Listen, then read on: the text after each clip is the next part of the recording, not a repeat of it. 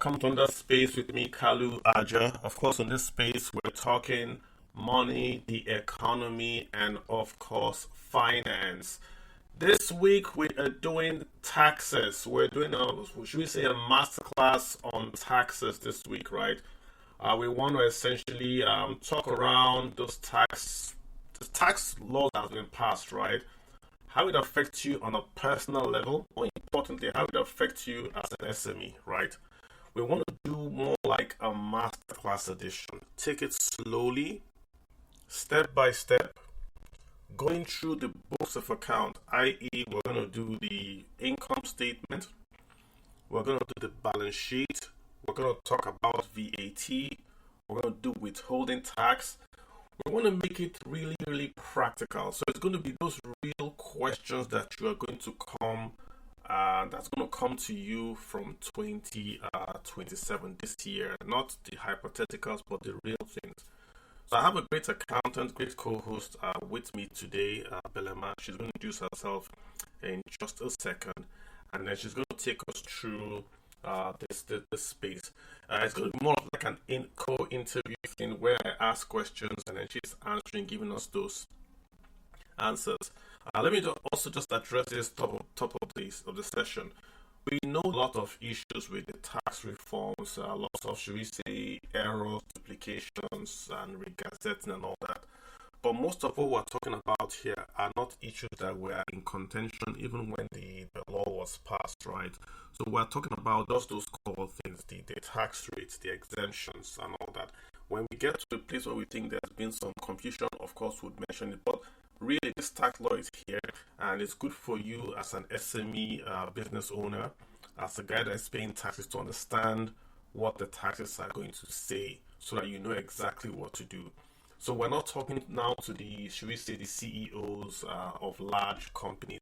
Really, our target for this space is going to be that SME guy. You have a small company, you're employing 5 people, 10 people, even 100 people, and you haven't been paying the taxes the way you should have been, or you're unsure how this new tax regime would affect you. You are our target today, because we're going to be very, very practical, and I'm using the word very, very slow and deliberate so you can follow, and of course you can have those notes and you can ask your questions. So let me just ask my co-host, to introduce herself, tell us what it's all about, and then we're just going to start the session. Thanks for holding on, guys. Belema, you've got the floor. Okay, good evening, everyone. My name is Bellamy Mary Maxwell. I'm here to host the Kalu, and it's a very interesting topic. And we're going to dissect it so everybody is clear. Then, just to be clear on my profession, I have my master's in finance. I have worked as an accounting assistant, but I cannot call myself an accountant because I do not have a degree in accounting. So, to put it out there, so no one misquotes I or Kalu in the future. All right. Yeah. So, yeah. Fantastic, Belema. And again, I just put a slide up there. We're also on YouTube, guys. So if you want to just follow visuals, we're also on YouTube. We did share the link to the YouTube page. Just do FinPlan Kalu. You'll see YouTube. You can also follow those visuals as well. So again, just overall, we're doing education, right? We're not doing financial advice or tax advice. This is more of education. So at the end, take what you've learned, go speak to your tax person, and of course, you should get more clarity on that. So we're not doing tax advice, just education. So, Belema, let me set the stage for you, Belema. This is going to be a company, right? And I'm the CEO. Yes. I'm the CEO of the company. I own this company. Yes. I own a second company, and I'll tell you about the company. But this company now is making, maybe let's do round figures so it's very, very easy to remember. It's making ₦1 million turnover and all that. So let's start off just by asking you, what income? I am the CEO of this company. What income am I going to file as a person now? Forget my company. As an individual now, what income is exposed to taxation, personal income taxes? Okay, so let me start here. You're a CEO, you have a company. So first of all, whatever that's your income is already tax deducted. It has already gone through taxation, and whatever thing you hold as income, if 1 million is your income, it's no longer subjected to taxation anymore. Now, if you as a company, you make, let's say, 10 million naira turnover. Now we can talk about what is subjected to taxation. Now, but before you now go to the taxation, if you have an accountant, let's say you're Kalu, you're a business person, you have one Rex Limited as a company, and you run the both of them together, right? One thing the tax law wants you to do is the tax law wants you to separate your businesses from your personal income. So you should never ever, there should be a wall, a China wall between your personal income and your business income. As from the 1st of January, those two things, if you used to do them before, do not do them anymore. Because if there's no clear distinction, the taxman can come for your income. So, because there's a law that talks about the presumptive, I will just touch on there. These are for people that do not know accounting. The law says if you don't know accounting and you bring your statement to say, this is what I make 1 million, and from that account, this is where you spend money from. So the taxman is going to assume that all of the 1 million that's in your account is a chargeable income. So there's a need for us to separate these two. So maybe you would ask me the question again. If I'm a person, I have a business and I have a company. My business makes 10 million. What is the tax I pay on it? I want to talk about just myself, not ignoring my company. Okay. So let's say, just yourself. correct. Yeah. I'm the CEO. My company pays me a salary. And my company also, I also own shares in the company. My company also paid me a dividend. Is the salary taxable to me? Do I have to file? Is that income to me as an individual? Not the company. For me now, Kalu, I'm the CEO of Kalu Company. Kalu Company pays me a salary. I also get a dividend check from Kalu Company. Do I pay tax on the salary and the dividend? Okay, so first, before you get your salary as Kalu, your company already collected pay from it. So your income is already your net position. So you no longer pay anything from that. Then from your dividends, it's already deducted at source. So the person, the portfolio manager, before they give you your dividends, the taxes are already deducted at source. Then for your personal income that's paid to you as a salary, it's already collected. They've already collected their taxes, or your company accountant already collected their taxes via payroll on payee. So what did they do? What did they do? What I'm going to dilemma is this, right? Do I have to file taxes as an individual? I think I have to file. You don't have to, because your tax has already been deducted at source. So when the company is paying you tax, okay, when the company is paying you your salary, right? Before your salary is paid, like before Nigerians, what we do now, pre-2026, is you go to your company account and you send salaries. You can no longer do that again. It's wrong and it's illegal. You have to have a payroll. All Nigerian businesses need to have a payroll. So, Mr. Kalu, if you have a company, your company has to pay you salary, and that salary has to be tax deductible. It has to go through all the deductions, the statutory deductions, and the contributions, if the company is doing that for you, right? So once it hits your account, the money that's coming into your account is a net position, not a taxable position anymore. Okay. Because before it leaves the company, it must be taxed. Question for you is, what if the company does not do that? Do I have to file? There are penalties. So no, you don't have to file. So now we have to, I think we're mixing two things here. You're still putting yourself as Kalu the company. You have to separate yourself from Mr. Kalu, Mr. Company, right? So if your company, let's say ABC Limited, is paying Kalu's salary, right? By the law, as of today, there must be a payroll. There must be a payroll that that your accountant, if you're the one that's doing it yourself, you must make the deductions, right? And then you must pay your tax. If it's a company, if your company is paying you salary, you must fall under the paye rule, the paye band. So you must go through that paye band before you pay yourself salary, which is the payroll. I think Nigerians have not been talking a lot, or we're not using payroll as a law before in Nigeria. But from January, whether we it's already the law. You have to go through payroll, and payroll constitutes of the statutory deductions and the statutory contributions. So yes, Mr. Kalu, even if your company is paying you money, once it hits your account, it's a net position. You no longer pay tax anymore. I get unless that. you do not have an accountant. No, I get that. Yes, But, unless you do not have an accountant. yeah, the point I'm trying to make is this, right? The company has paid the taxes and it has come to me as a net position. But No, you don't pay anymore. I get you, You but don't do pay I have to file? Is the question. Do I have to file a tax? No, you don't have to file because you personally do not have to file because the company is paying you, but your company will file tax. Your company will not file CIT. So under the CIT in the accounting, everything that the company paid to employers is deducted. Okay. Do you understand? So you as a company will file a company CIT tax, but your company has already deducted pay from you. Okay. You get?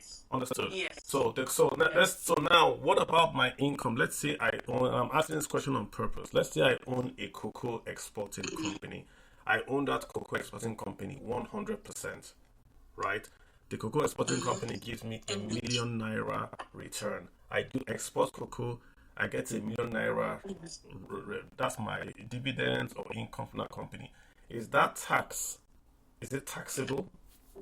Okay, so let me get you straight. Let me get you correctly. You have a cocoa company, right? And you make profit. You're asking if it's taxed, isn't it? Correct. Do I pay tax on that profit from exports of cocoa? Because federal government is trying to make exports.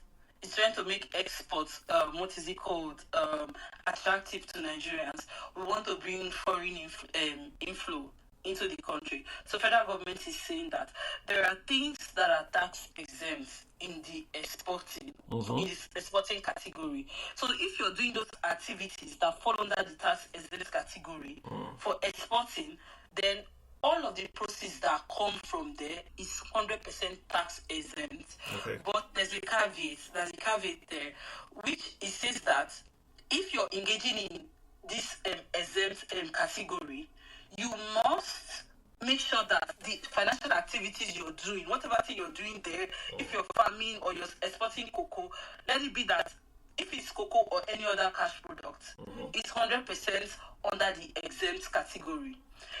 If it is not 100% under the exempt category, so let's say maybe you are farming cocoa and you're farming what is it called, carrots. For example, you're exporting carrots or you're exporting cashew, and it doesn't have the exempt. It's an example. It doesn't have the exempt position, right?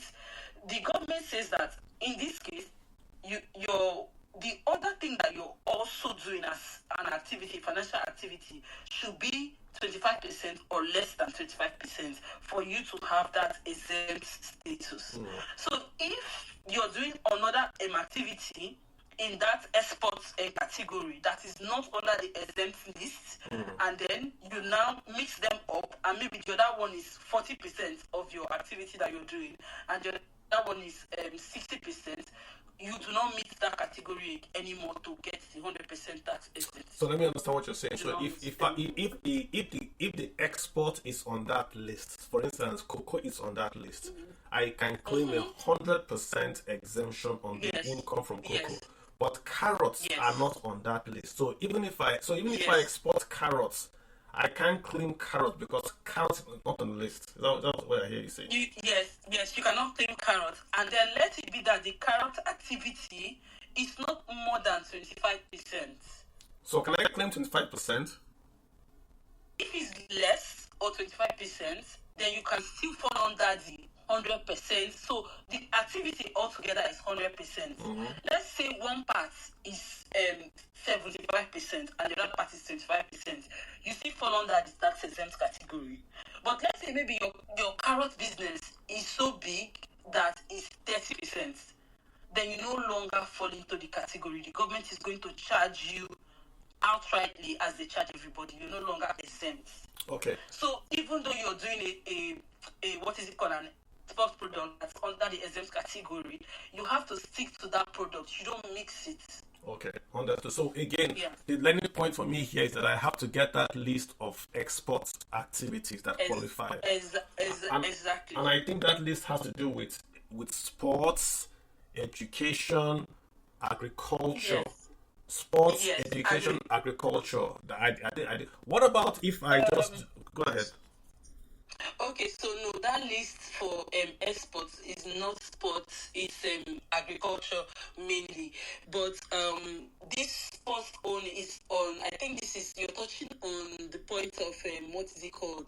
People that are exempt from VAT. No, I'm People saying that are exempt. no. exempt What I'm trying no, to say this is this, particular, right? okay. Yeah. Like for me, right? So I am the CEO. The law is saying that if I do certain activities, dividends received, I'm quoting the law now, dividends received from investments in wholly export-oriented business or profit of non-oil companies in respect to goods exempted, and if you export goods and you repatriate it through official channels in Nigeria, the law is saying you will not be taxed. It says wholly export-oriented businesses. So in that list, it's talking about sporting, religious, educational, then agriculture. Agriculture has a 5 year, no taxes holiday, 5 year no tax holiday for agriculture.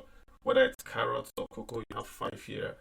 But wholly export driven activities are exempt from taxes. That's what I'm reading. That's what you're reading. Okay, so what I get from that is, let me check my slides that I prepared. Is that you have the exempt list for the export category, but you cannot mix it. Like even if you're doing cocoa now, it has that status of 100% export, right? But if you're now mixing cocoa, your activity has to be fully on that category list that the government says is exempted from it. If you mix it up with something, another product, even in agriculture, that is not in the exempt list, then that means that you're mixing your activity together, even though it's exports. Okay, understood. Just to let me just also again, I get that point now. So like I know in the law, this is not talking about the person. This is talking about Kalu, not Kalu company. Kalu. If Kalu gets an interest dividend from outside Nigeria, it's exempt. So if, for instance, I own a property in America, and that property in America pays me dollars, and I bring that dollar back to Nigeria through approved channels, the law is saying that I don't pay tax on that. So dividends, interest, rent, royalty derived from outside Nigeria and brought into Nigeria through approved channels, I don't pay tax. It says dividends received from investments in export businesses, I don't pay tax on that. It's saying dividends from collective investment scheme. So I go and buy an ETF or a mutual fund in Nigeria, I don't pay that. It's saying if I do a profit, if I invest in a sporting, so if I own a Yimba, a profit of a company engaged in sporting activities, I don't pay tax on that. If I also buy federal government and state bonds, the coupon income, I also don't pay tax on that. So again, for Kalu, not Kalu company, we're going to come to Kalu company now. For Kalu as an individual, these are all my passive income strategies that I don't pay tax on, right? Okay, perfect. So just to clarify, before we go into the company. Yes, you're correct. Yes. Okay, yes. Let's jump into the company now. The biggest question before you go, I'm going to ask you this question. If I receive money into my bank account, do I pay tax on it? If I get 10 million into my bank account? No. Explain to me why. No, you do not pay tax because government does not tax your bank account. No, they don't. The only thing government taxes if you're using your bank account as your business account. This is where when you file your tax, you can be taxed. But your personal account, government do not look into it. It doesn't concern them. Government do not tax gifts. Your gifts are not taxed. So let's say somebody sends you money and his gift, 10 million, 20 million, his gift is not taxed. Okay, how will they know it's a gift? How will they know it's a gift? These are the questions I'm asking what people ask me. Yes, I know. It's your personal account. It's not a business account. Right? So if the person that is paying that money is paying you that money for services, it's a different thing. But if the person is paying you that money as a gift, let's say now I transfer 10 million to my brother, or 10 million to my sister, or 20 million to my sister, if I tag it a gift, right, then it's a gift. And it's in my personal account. Money is in my personal account and not linked into. But if, let's say, the money is like 50 million, when it gets to that point where they say you need to pay, what is it called? You need to pay your CIT. Now, the tax man is not really clear. If you look at the administrative law, the tax man is not really clear on what they will do or how they will go into your account. I think this is what is subject to. People are saying that the tax is not clear. The tax law is not clear. The administrative law is not clear on that. And I think when I daily spoke, he said they're not going after small people. They're going after big people, right? Yeah. So they did not specifically say if you receive 50 million, then the government is going to call you. The taxman has the authority to call you, send you to court, and still put penalty on you, and you will pay while you're going to court. So this is at the discretion of the taxman. But let's say your money is not hitting the threshold that hits the red flag, then nobody comes for you. Okay. Let's say maybe you get 5 million regularly, okay, that's fine. But if you start to have 100 million in your personal account, the taxman might come to you. And in fact, the bank might report you.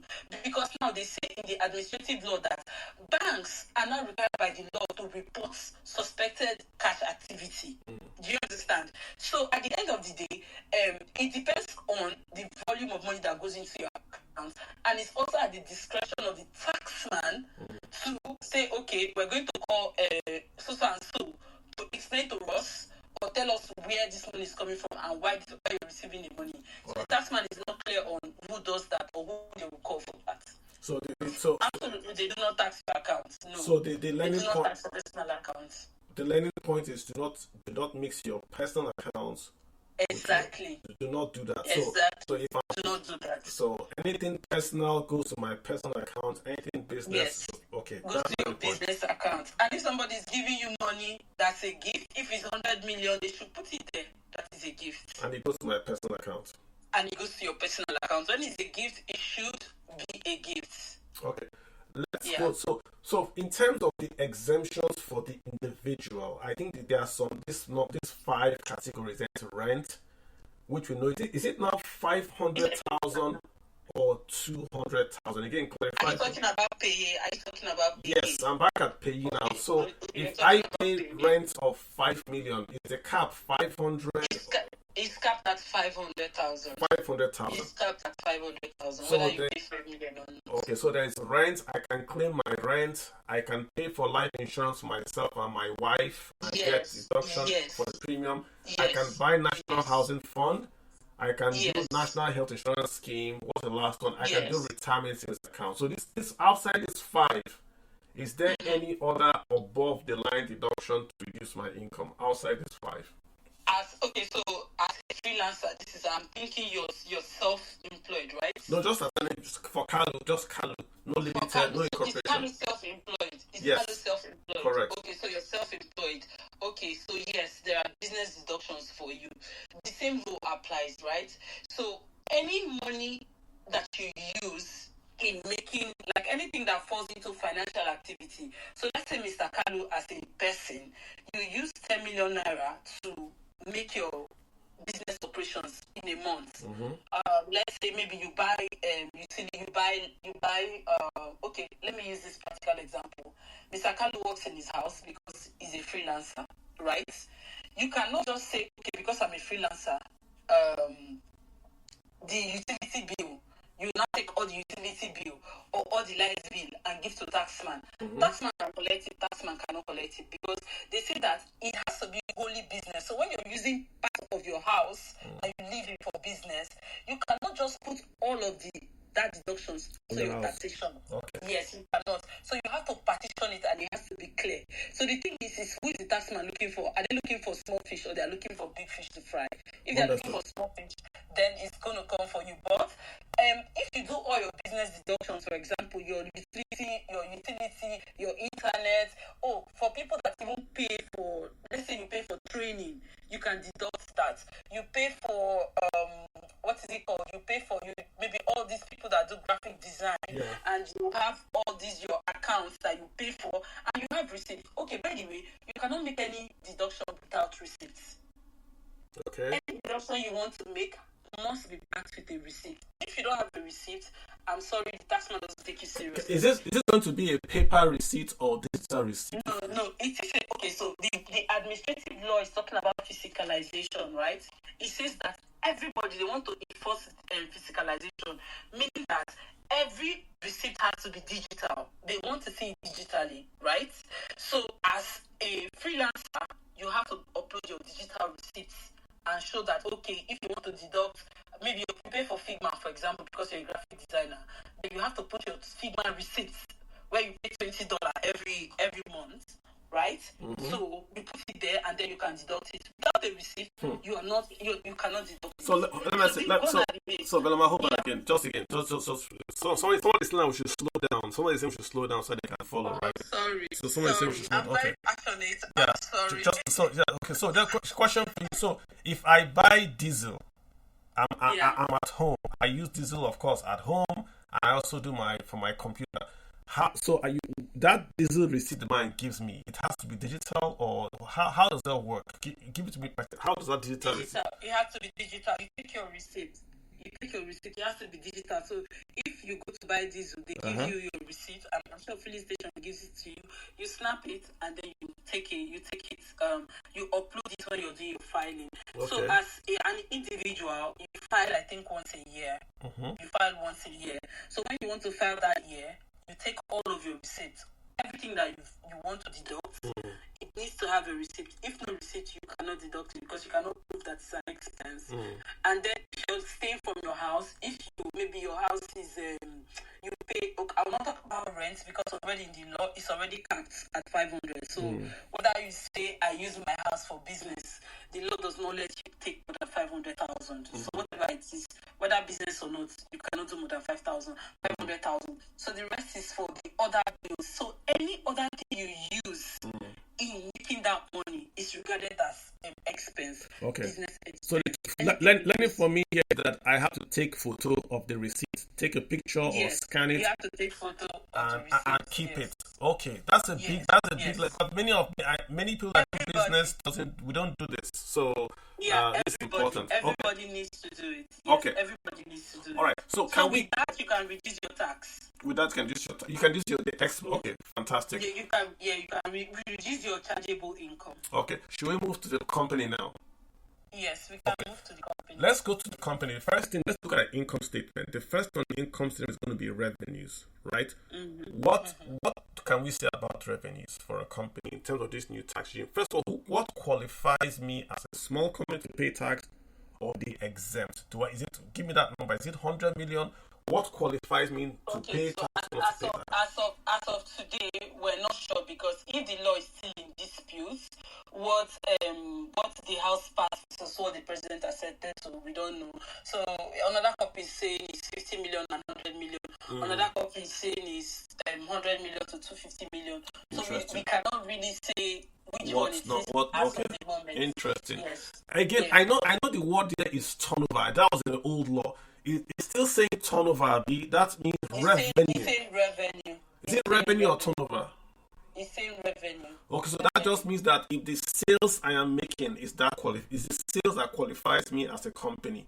Is it sales and assets together, or just sales alone qualifies? Both. So sales and assets. So if I'm at home, I have a computer and I have a laptop, I have a generator, my total assets 15 million naira. But I get lucky. Somebody wants to come to Nigeria to do business. I'm the sales. I'm the go-between, and I get a commission of 1 billion naira. It's possible, right? So I made 1 billion naira revenue on assets of 15 million. So do I qualify, or because I have lower assets? No, you qualify. But it said you're charged on your income. But I don't have the assets. I don't have the assets. But even if that money is paid to you as an income, you qualify. No, but my question I'm asking is this, right? Because I hear you say that the turnover, the revenue, and the assets, they have to go together for me to qualify, correct? Yes. So what I'm saying, that if I use 15 million naira assets to generate 1 billion naira turnover, am I a big company?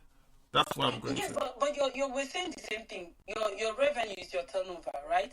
So that's revenue there. That's 15 billion. So you use, let's say you invested 15 million naira, and you got 15 billion. Of course, you fall into it. Doesn't matter. You So, fall into a taxable category. so once Because one so side, they are looking at the revenue you make, not the money you use in investing to make that revenue. It's the revenue you make at the end of the month or at the end of the year. This is what government is taxing you on. understood. Right? So yeah. But what I'm saying is that so both of them have to take qualify. Yes. So what if one of them does not qualify and the other one qualifies? If I have revenue of So one has to meet it. okay, just one has to meet it. Okay. One has to meet it. All right. Yes. That's what I One was has going to to. meet it. Okay, Yeah. so we've left income. I don't think of there's any other thing I can think about outside income. Let's now go to expenses. Or is there anything with income you want to talk around before we get to expenses? Is there any other issue with income as a SME person has to be aware of? Yes. Does Yes. the taxman say we have to file Yes. income or Yes. please go ahead. Okay, so let me talk. I'm looking at my slides because I think I was talking offhand and I wanted to Okay. look at my slides. Okay, so very important is I will start from your operating deductibles, right? So So we're good. We're going to expenses now, right? So yeah, we're about, expenses. okay. Yes, you are Let's going now to let expenses. so now we've done revenues. I made in 100 million revenues, right? Now expenses. Now, what does the law say about Okay. expenses? What's the general Okay, so language? so let's say you make what is it called 100 million revenue, right? So the law says that your expense there will be what is it called? Your expense deductible will be allowable. No, your expense deductible will be all of your gross profits minus cost of sales divided by cost of service. You're So going to account it for us. account it. So just to say Let me also wholly and account it. exclusively, right? Okay, yes. Okay, wait, let me make it. Let me make it Wholly and exclusively and used. exclusively. So Yes, essentially, yes. if I have an expense that I used to make that 100 million, I can claim it. Is that a simple way to say it? Yes, you can. No, You can. no issues. If you have a receipt, you can claim it. Yes. If you I can. have a receipt. And your tax can also be zero as well. You can claim it. You can make turnover of 100 million. And if you have a good accountant, legally, right? There's nothing illegal about it. If you incur the expenses, they are wholly and they are exclusive. You can prove it, right? At the end of the day, you can end up paying zero on taxation because you're not going to spend your money. Like, you have to take away your expenses out of your revenue. You have to take away your expenses. So the taxman is not looking at your revenue as a whole, although it's like a snapshot to say, okay, you made 100 million. If, for example, now, okay, this is where the presumptiveness comes in. So I will go back to that point again. So the law says that the taxman has the right or the discretion to look at people that fall into the presumptive tax. So presumptive tax, the law says that if a person, right, that does not keep an accounting books, that doesn't know an account, let's say you're a novice, you don't know nothing about accounting, and you have a business account, and let's say that business account, you use 10 million naira to start the business, and the business now makes 20 billion, right? The law says, in this case, the law can look at your whole account statement because you do not have records for anything. And the law will tell you, okay, for this money, you will either pay 6% or you pay 8%. Oh, because I didn't file, they would presume. No, you filed. But they didn't agree with the filing. You're not physicalized because you do not know accounting. So the law is penalizing you for not knowing accounting and not getting an accountant. Wow. So if you do not know accounting, you do not get an accountant, and you just say the ethical attitude, anyway, it's easy to just give the lawman so normally what happens is I do it as well in my former businesses. I just give my business statement, my statement of account from my business account, and then it goes through the taxation processes, right? And I pay my tax. But now it cannot be done this way anymore, right? You need somebody to do your proper accounting. If you say, oh, I don't have any statement, I don't have any record, I don't have any receipts, I just have transaction records in my account. So the taxman can now look at that your account and say, this account, 6%, you pay 6% on your total turnover. Okay, or you pay 8% on your total turnover. Let's be very clear what you're saying, and I hope folks understand what you're saying. Yes. If you make all this profits and you do not have a professional that will arrange your books of accounts and file those taxes, the taxman, even if you file and you just don't read the prop, the taxman can say, we disagree with this filing and we're going to give you a different tax to pay. The point here is that you've got to seek advice. You can't just assume that there's debit, credit, and I'll file taxes. You've got to seek advice. Make sure someone that is trained is looking at your books of account. That's what I'm hearing from you here. Yes, you have to. You have to, because this is where the presumptive tax comes in. It's presumptive. Okay. Yes. Question so you don't have receipt. Yeah. Yeah, before you go ahead, someone is just asking here, if I do graphics design, I'm at home, do I qualify as under the professional service label? Why he's asking is that because the tax law exempts small business below a certain turnover except professional services. So he's saying, is graphic designing a professional service? Okay, so how do we know? Let's even forget about whether it's professional or not, right? You make income. The taxman is talking about the income you make, right? Whether you say it's professional or it's not professional, that doesn't really matter. You're a graphic designer in your house and you make an income that is less than the taxable band. So for taxes, I think it's for 20 million and above, pay 20%, or 25 million or 20 million. So we're not sure on that yet because we don't know which one that we're working with, because the federal government and the NAS, we all know what's going on there. So we don't know. But let's assume it's 25 million and you are a graphic designer in your house. As long as you don't make up to 25 million, right, you don't pay tax. But you must file. The fact that you don't make 25 million doesn't mean that you're not going to file your taxes. Even if it's zero, the law requires you to file your tax. So as a graphic designer in your house, you only file once a year, right? So once a year, you go to your state where you live. You have to file through the state IRS. You go to your state. Please, everybody, if you're listening to me, go and get your TIN number. You need it. You get your TIN number, you file. Right, you will see the process, or you will see how they ask you to file it. So whether or not you make you make 20 million that's less than the average that government wants to tax, you need to still file your tax regardless. But yes, if you fall below, then you don't pay any tax. Yeah. So they're only talking about people that are above the threshold, not people that are below the threshold. And same go for companies as well. Gotcha. So I think I think where he's going to is this, right? All this stuff we're talking about exempts professional firms like lawyers and accountants. They can't really claim most of these things we're talking about. That's what he's going to. So I think he's trying to ask if a graphic designer is going to be looked at as the same as a lawyer and as an accountant. I don't think so. I don't think so. But the law doesn't really focus on that, because he's quoting one particular place, but he's not looking at the other law, the other things that precede it, and the one that goes after it, right? What he says, company income tax is if you make below a certain threshold, which is either 25 million or 50 million, you don't pay tax. So whether you're a graphic designer that's in your house and you make below that, you file zero.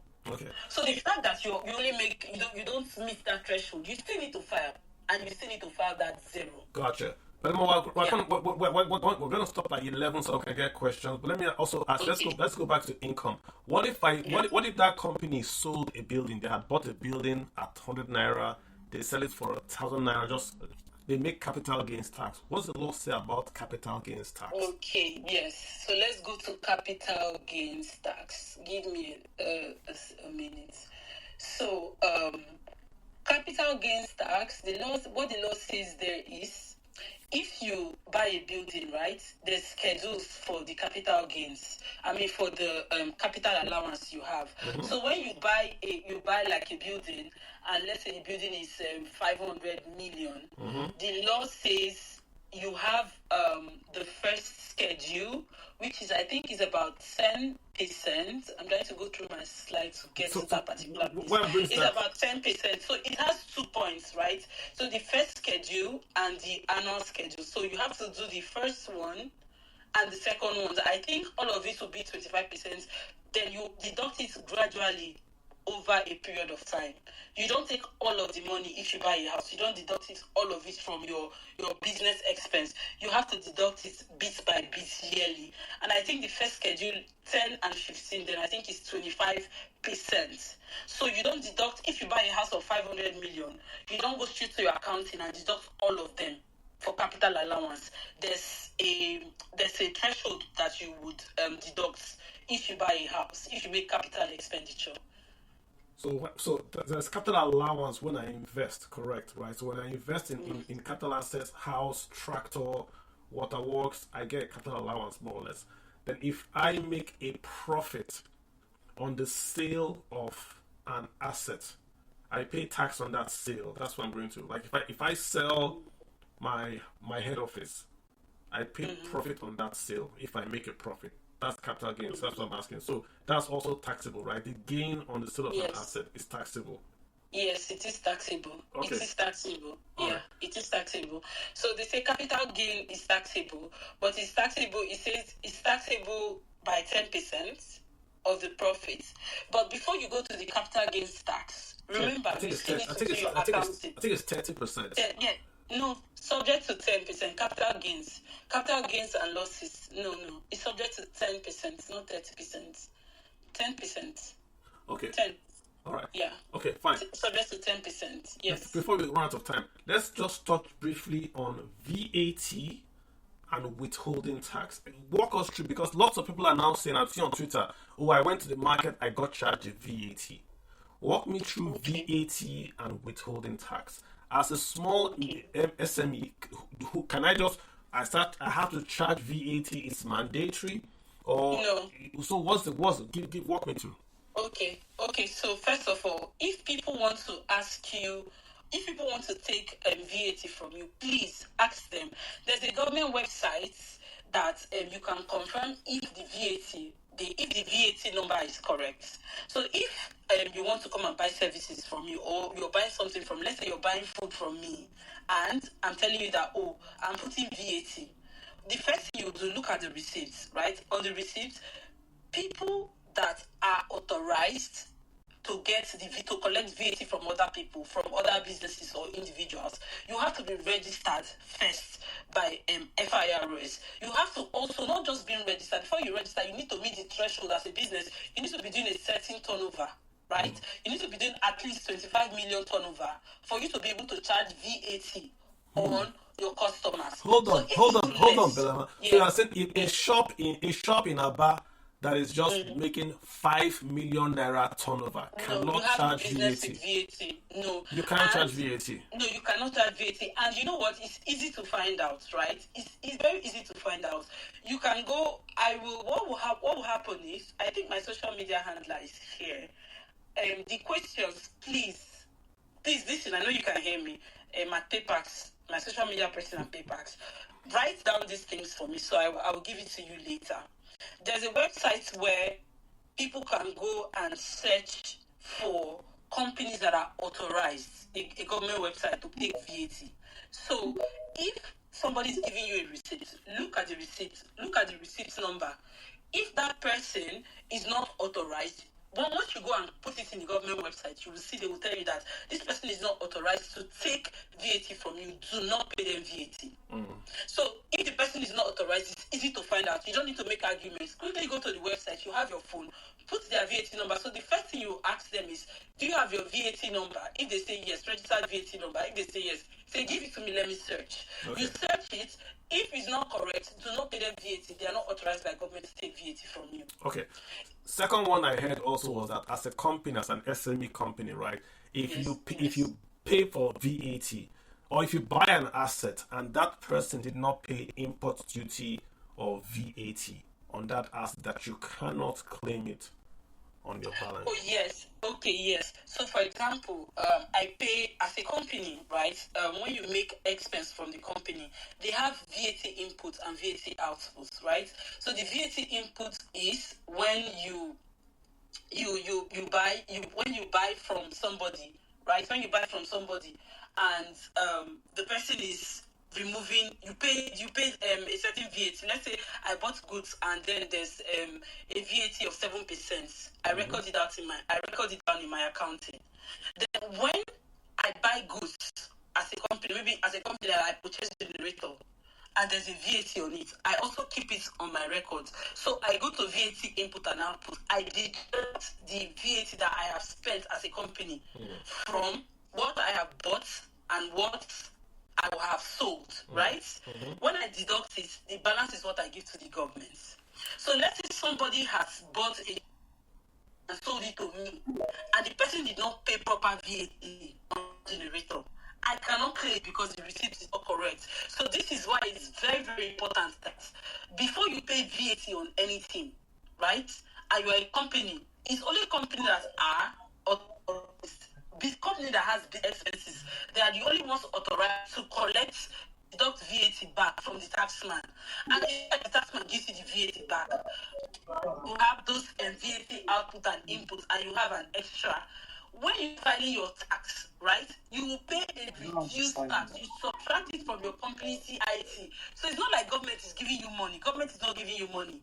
It just reduce your taxable income. So if you've gone to buy generator from somebody that did not pay VAT on that gen, and then the person has now given you VAT to pay, and you paid it, you cannot deduct it because in their invoice is not linked to the federal system for VAT. So you cannot deduct it and you cannot claim it. So this is why it's very important for you to go online and search to make sure that the number on the VAT is correct and they are authorized to take the VAT.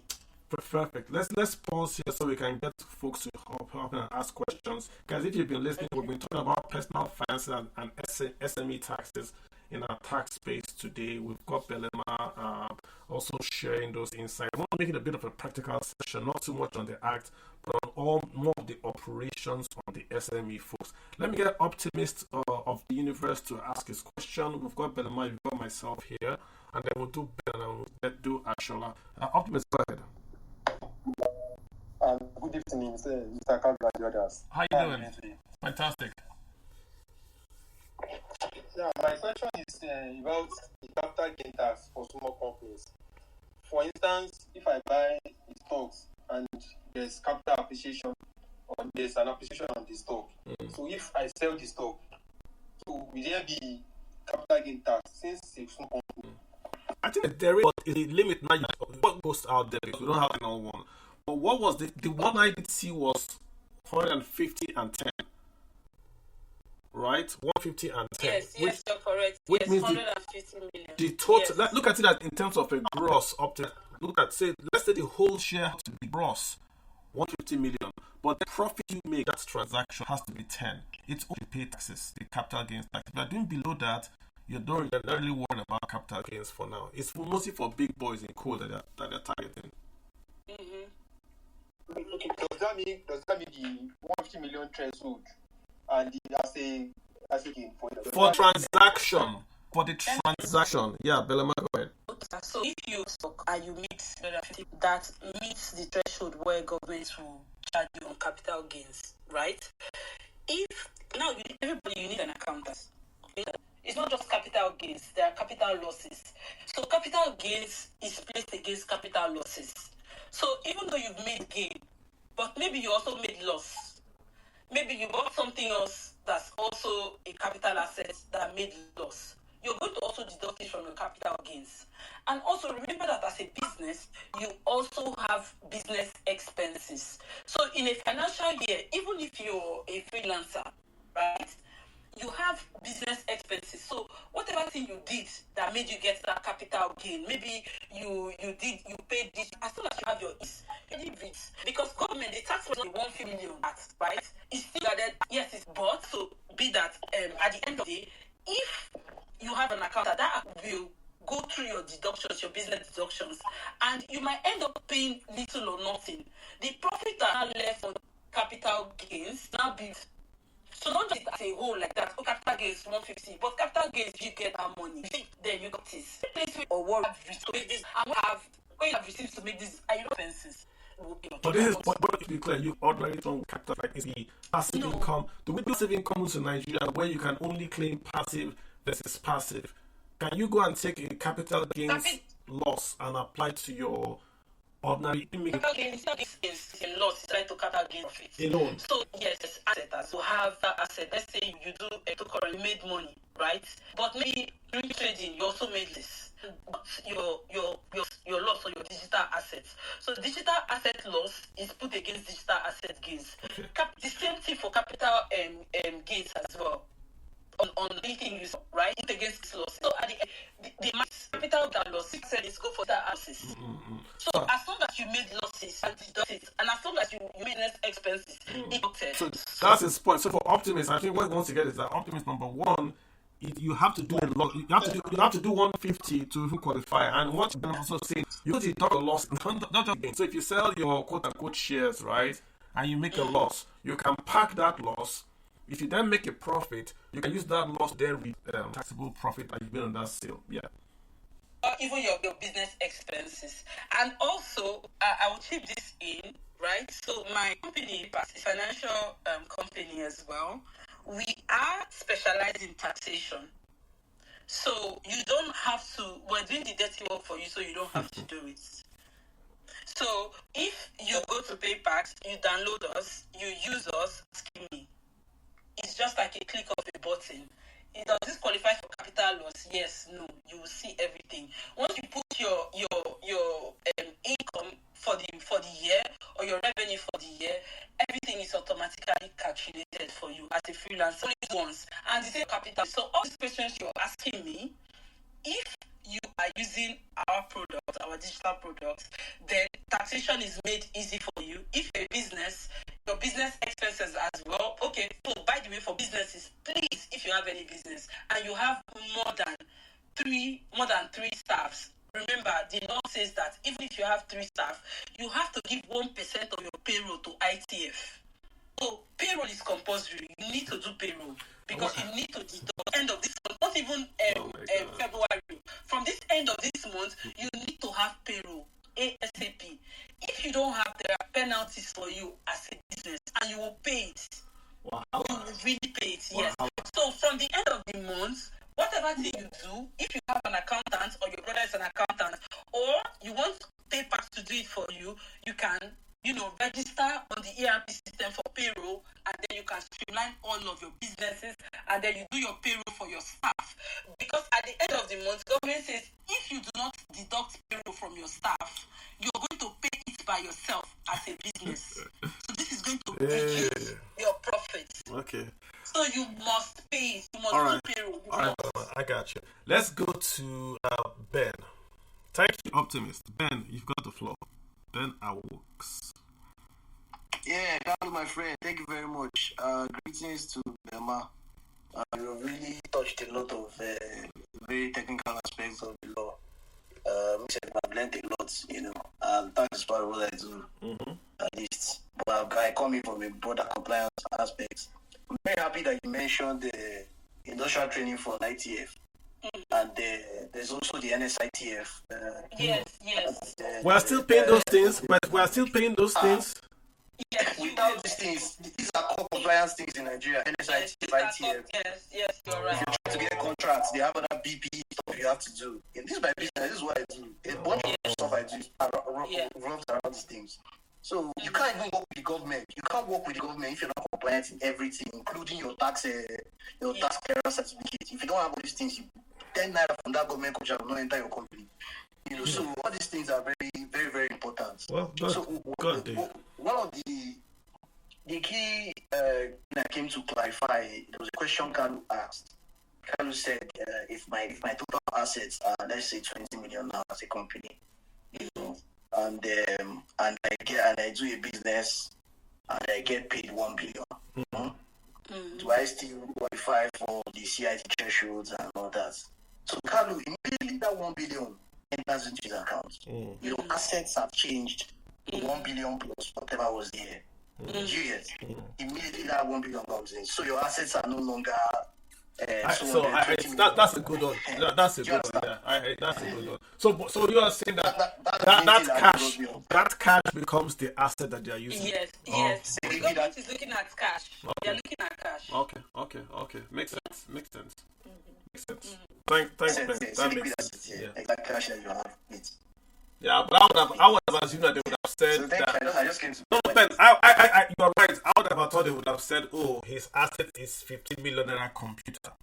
But now you are saying the turnover itself then goes from income because I hear you, but still. You know that when you're putting your balance sheet, I hear you. I hear you. Your liquid position to reflect your assets. I hear you. So let's skip there. Okay, no problem. Can I say something before I forget? I was just looking at my slide now, right? So when you want to do your business deductions, you have to do like your gross profits. No, you start from your adjusted profit. I'll go a little bit of accounting, right? When you deduct your allowable expenses, you can also deduct your interests. Okay, this is important. Let me touch on it. I'm doing this often. Like there are things I already know often, and I'm looking at my slides. I'm getting a bit confused. Okay, so for what is it called? Interest. For example, now you are a business person. Oh, this is a perfect example. You are a business person, right? You borrow money to your company. The law says that when, as a business person, you borrow money to your company, this is a capital capex. It's a capital expenditure. Sorry, but are you saying you as a person, you learn your company money? You learn. Yeah, your company. Of course, you borrow your company you as a person. Yes, because any money you invest in your company is borrowed. It's not free money because it's not. Continue. No. Make the point, Belema. Make the point. Belema, make the point. Just make the point. If I can, let me say this. Let me say it clearly. And Ben, you have a company, right? You invest money in your company, right? You invest 10 million in the company. Are you not borrowing that money to the company? Are you giving the company free money? Belema, make the point. Go ahead and make your point. Okay. Let me make the point. Okay. So once you what is it called? Once you borrow money as a business to the company, right? What the law is looking at, the law is talking about related persons and third-party loan. Remember, all business expenses are 100% deductible, but loans are interest deductible, right? So those interest that you deduct from the loan is 100% if you're collecting that loan from a third party.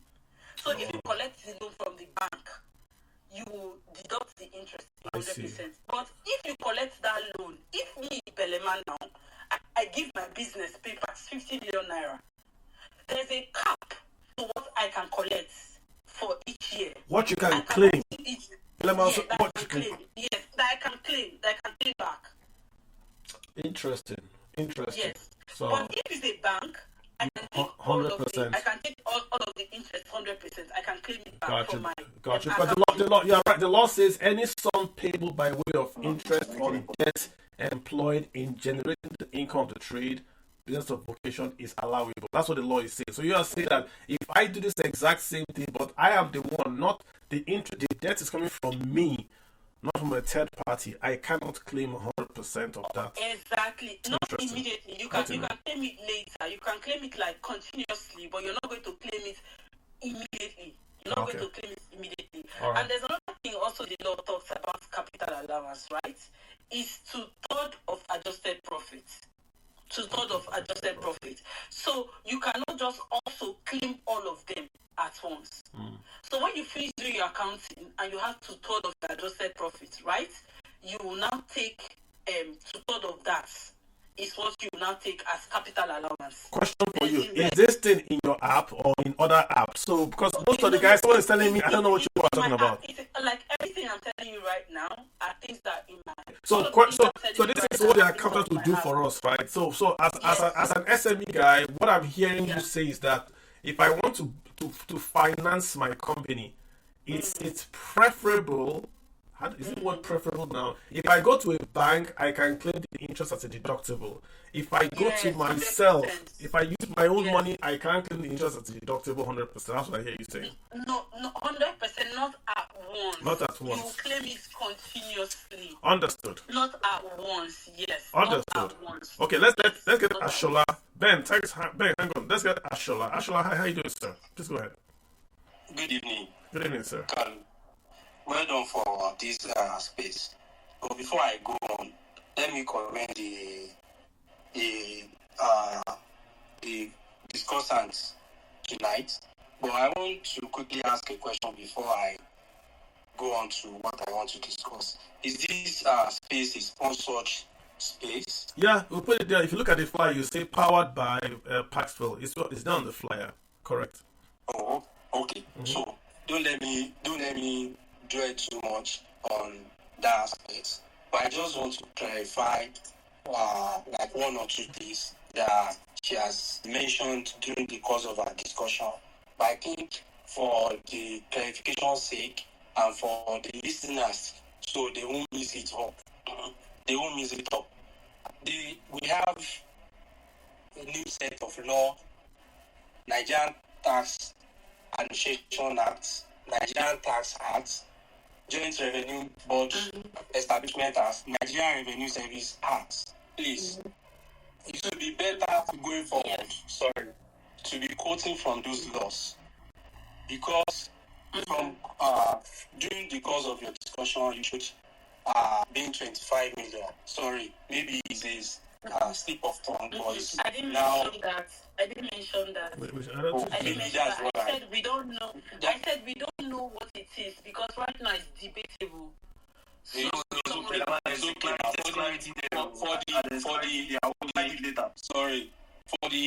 For the sake of CIT, you mentioned 100 million naira based on the provision of the Taxes of Nigerian Tax Act. You can read what's the definition of small business and what's the definition of a large company or small company, and it's further stated in section 202 of that same Nigerian Tax Act. So that's that on that. And some of the key statements you've made, if you as a taxpayer, you have liberty to engage a tax practitioner, a tax person, an accountant, like you said, under the provision of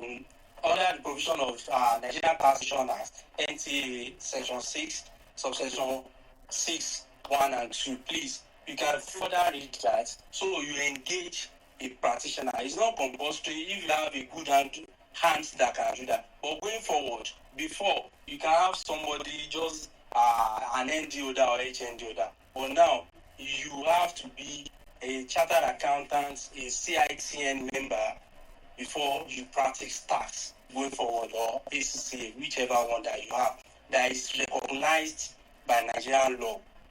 So let me ask you, Ashola, what are you saying? You are saying that if I'm a trader and I have an app that tells me how to do withholding tax, I can't use that. If your app is certified to be, it's not certified. It's not certified. The app is not certified. I have an app that calculates. The problem is this. No, hold on. When you want to file your reports with Nigerian Revenue Service, there should be stamp of a recognized. Yeah, but you're not filing with the app. You're not filing with the app. No, you are. Let me. No, I just want to clarify something because again, the space is an SME space. People that are here are folks that do not really understand what's going on and want to. Actually, let me land. Okay, thank you. Sorry. Let me land. So when we are quoting tax law, this tax law, that, people don't follow those things. People don't understand this. Yes. This is not their field. So it's your field. So yes, you understand that. What I want to do in this space today, sir, is to bring up someone that knows, that can talk to people and say, hey, this is what you have to do. This is what you're doing. After it, obviously, you've got to file with an accountant. But you've got to understand what you are doing day to day.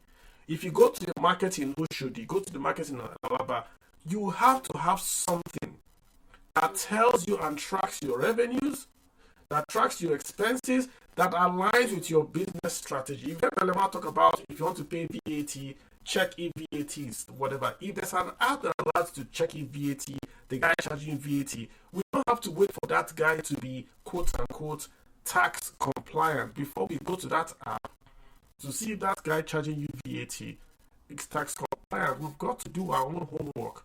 If you want to file, you even not with this tax act, you cannot file with with a non-chartered accountant, can you? Even in the past act, you still have to go back to a chartered accountant. So I don't want us to get too dogmatic on this. Yeah, with this, actually. What you're saying is factual, but you still have to file a chartered accountant. You can't wake up and just say, I want to file my tax as an SME. You need to come and say, okay, boom, take IR. If you do that, you're going to get hit to the fine. That's what Belema emphasized. If you go and file and you do it wrongly, you are opening yourself up to presumptive tax number. So you can come back, sir. Mr. Shule, you want to come back for Belema response? That's okay. That's what I want to clarify. Let me clarify too. Okay, so when you talked about the app, remember it's the app that you see, but there are chartered accountants working behind the scene, right? So it's not just the app as PayPax. There are people working there that are qualified to do these things. So yes, you're seeing the app, but the app has staffs that are paid and that are qualified to do these things. Then another thing that the app does, actually, you can pay your tax via the app because we're also partnered with Remita, right? So if you do your tax properly, you can file and pay it. But you're not filing on your own. So we ask you different questions. Are you filing as somebody that's an accountant? Do you have an accountant in your business? You say no. Then the system is filing it on your behalf. If the system is doing it, as a system, we are qualified to do it because this system was made by accountants, a chartered accountant. And the person behind the scene can file this thing for you if you want. If you make maybe an in-house request, you want this accountant to do it personally for you, they can do it. And if you also want to do it on your own, you can also do it. But the app was not just built by somebody on the street, no. It was built with engineers, it was built with accountants that knows exactly what they are doing. So by the law, they are covered by the law. Yeah, but what Ashola is saying is that if you are filing a tax, according to the laws now, you have to have the quote unquote the legal right to file a tax. That's what I hear him saying. Yeah. Yes. I'm still reiterating that. If you want somebody from PayPax to do that for you, we can do it for you. That person is chartered. Then if you want to do it by yourself, the app itself was done by chartered accountants working with PayPax. Okay, so for example now, for a company, a digital company to have people's records, I need to be compliant with the what's it called, NDCPDC, something like that. I need to be compliant with them. So I have the compliance certificate on behalf of my company. So I'm the DCO on behalf of my company. So right now, because of I own the company, I can handle those documents on behalf of the company. But let's assume that I do not have it, right? I can now employ a DCO. That DCO in that company now qualifies my company to handle people's information. So the same thing goes for taxation. If you have people that are qualified, that is working in the company as representative, if a taxman comes or the law comes to say, who is the person that's qualified to do this thing, you show the person in charge of the accounting thing. This person built it, this person is qualified, this person can do it. I hope I've clarified this, Mr. Shola. Yeah, but Belema, I'm not sure you can serve as the TCO of your company, but I can because I applied for it personally and I got it. Okay, personally, okay, that means you're personally trained in the data compliance and cybersecurity. Yes. Except that. Yes. I did. I found personally, I am the one handling the data and compliance personally for the company. Yes, Mr. Shula, you good? Yeah. Mr. Shula, you good? Yeah. All right, perfect. Thank you, Kalu. All right, you're welcome. To wrap it up, your definition of a small company that we are arguing either 50 million or 100 million. So, actually, there are two numbers in the law. The law you are quoting has two numbers in the law. Nigerian tax is saying, hold on, sir. Nigerian Tax Act NTA 2025 is saying 50 million, while Nigerian Tax Administration Act is quoting 100 million. We're still waiting for clarification from the tax That's what I said. When that version you are reading, when Going further, Ben, please hold it. Ben, please hold on. There's no version. We have to wait for the Gazette. Yes. There are 2 or 3 conditions to be qualified as a small company. Please let people get it right. One of those clauses is either you are 100, you have a turnover of 100 million or 50 million, which is yet to be clarified, or your fixed asset does not exceed 250 million. If you have 250 million, if you said you are a small company and you have a fixed asset of more than 250 million, you are not a small company. The law says you are not a small company. And lastly, if your company registered with the CAC as a professional service, you are not a small company. You pay. You qualify to These pay. are the lawyers and accountants, right? God bless Can you, you sir. repeat yourself? Can you repeat yourself on what you just said now? So the small companies has 3 main keys. The first of it is either your turnover is 100 million or 50 million, which is yet to be clarified by the revenue body. Yeah. Or your fixed assets does not exceed 250 million. If it exceeds 250 million, you are not a small company. And lastly, if you registered as a professional service, you are not a small company. The law does not include you as one of the small companies. That's what I want to clarify. that's irrespective of whether you meet the threshold or not. As far as you registered as a PSF, you're not a small company. Yes, I correct. like that. I like that. Yeah. That one hits me. That one hits me because I have a consulting company. Yeah, that I think I was making that point again. So again, just to be clear, right? I'm shying away from mentioning numbers, Mr. Ayla, because we don't have the numbers today. Even Mr. Ayla was saying he wants to get the physical printed gazette. So you are totally on point. Let us folks be aware. We're just shying away from saying 50. You want to go. We have to get the real physical one because of what is going on. But fantastic, sir. Thanks, Mr. Shola. I really appreciate your contribution.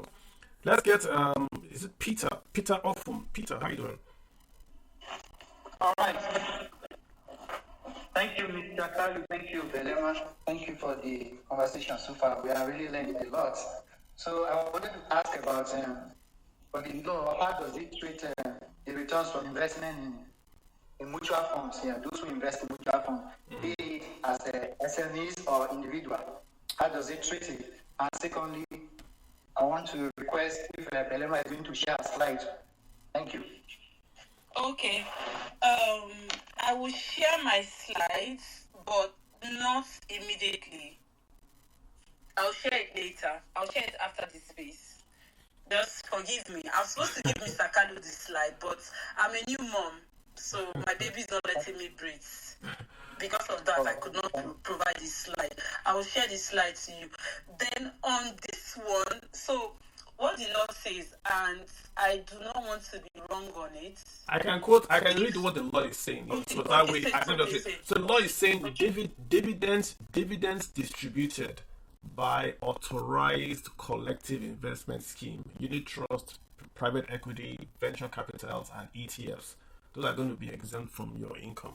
So if you invest, if you buy a mutual fund or an ETF in Nigeria, collective investment scheme registered by SEC, the dividends you get from them are not going to be taxable to you. That's what it's saying, Peter. All right. Okay, so are you treating the dividend as the returns? Assuming you have money market fund, yeah, it's dividends. The money market will give you return. Your yield, they'll give you either coupon yield or equity distribution. That yield you get, the dividend they give you back to you from the collective. It has to be collective, not you going to buy the share directly. Collective. Yes, it's exempt. We want to encourage more Nigerians to invest in the capital market. Yeah. More Nigerians are doing gambling and crypto, so they are doing this to allow you to go in through collective schemes. So what it means for you, Peter, is this: if you want to invest and you want to take advantage of the tax benefits, try to buy the ETFs, the unit trusts, the mutual fund, not the individual stocks directly. If you want to put money in the bank, maybe you want to look at a money market fund as opposed to, say, a commercial paper or a fixed deposit. But remember, federal government bonds and state bonds are exempt from taxes. So when you want to invest now, you have to have your investing lens on. If you want to avoid taxes, you go for bonds, you go for collective schemes. If you just want to address and get your income, you chase collective, individual stocks. Yeah, okay, so another thing again, in papers we have our investing arm and we have investment partners that are, what's it called, quadros. So if you're investing with Paypacks, our investment partners are giving you money market of 18%. You can invest in, what's it called, you can invest in sovereign wealth, you can invest in Euro bonds, you can invest in USD, you can invest in what is it called? You can do your fixed deposit. But one very interesting thing about about the money market. You know, your money market is like every day. The profits that is made on that day when trades are made. So you make your profit every day. So if you have maybe 20,000 or 10,000 on your money market accounts, if maybe the trade for that day it can be 10%, it has never gone below 15%, but usually it's between 15% to 18%. So maybe today on 10,000 the trade might be 10% or 15%. You make that money. So every day on your money market you're making money. So I don't have enough information about investing, but on the 24th, if you're in Abuja, we're doing our launch party. Right? If you go to our handle, you will see it there.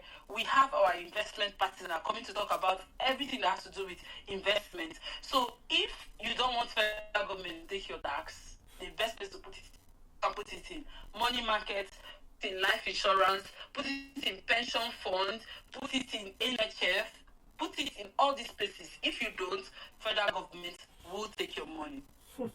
You pay it in tax. I mean, it's this is what happens all over the world, Peter. It's called a tax mitigation strategy. So again, it's going to be down to your liquidity. If you make income, right now in America, we're going to pay taxes between now and April the 15th. What many people do, if you have what's called an IRA, people would wait and file, see what they're supposed to pay in taxes, then go and buy an IRA.